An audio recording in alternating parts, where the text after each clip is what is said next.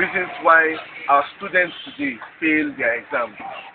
You will notice that most of these children, the failure in exams comes from the way they read.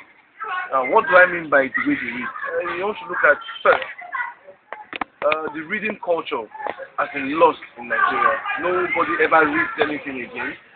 I remember the few years back when some of us were still in secondary school, we took time in reading newspapers, magazines, novels, and the like. But you notice that in the world we live in today, so many of them are used to just playing video games, watching cartoons, and the cable network. So that has caused a decadence in reading. But even for those who read, they also make mistakes. Now, I'll like to outline some of the mistakes students make when it comes to reading. One, most of them, when they read in surroundings that is not comfortable. Now, when we say surroundings that is not comfortable, what do we mean? I mean that a student who reads should have a balanced table and a chair to sit down on. That gives him a good position of reading.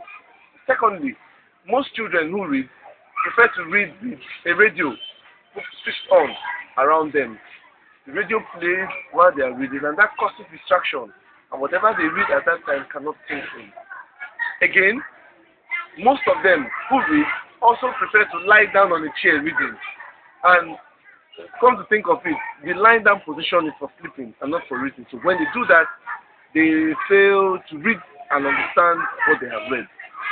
And most of them too do not know how to read. Some read their textbooks as if they are reading a novel. They're supposed to take shots, take simple notes. When they take these simple notes, it helps them to understand what they have read, and they can go through those short notes as a means of revision.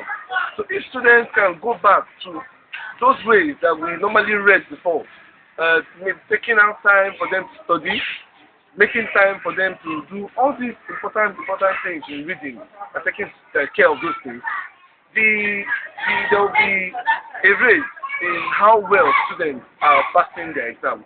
We're going to have a good percentage of students passing, especially English, which is one subject that students need. They're able to read, pass it very well, and in the end you not have problems of failure in English language anymore. So parents, teachers need to advise their children and give them tips on how well to read. When they do that, they'll be able to have good results in their exam. Thank you. My name is Emmanuel, and I am an educational consultant. So thank you very much for listening.